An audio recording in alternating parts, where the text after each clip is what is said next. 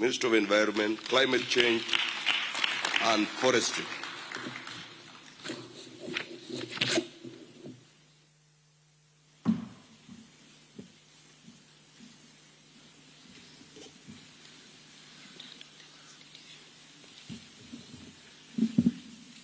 I, Aden Duale, being appointed a Cabinet Secretary of Kenya, do swear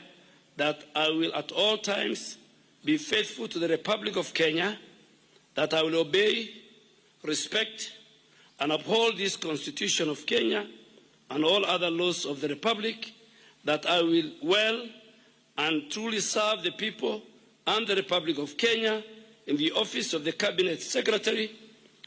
that I undertake to hold my office as Cabinet Secretary with honor and dignity, that I will be a true and faithful counselor to the President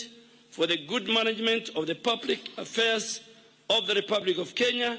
and that I will not divulge directly or indirectly such matters as shall come to my knowledge in the discharge of my duties, and committed to my secrecy, except as may be required for the due discharge of my duties as Cabinet Secretary, and that I will perform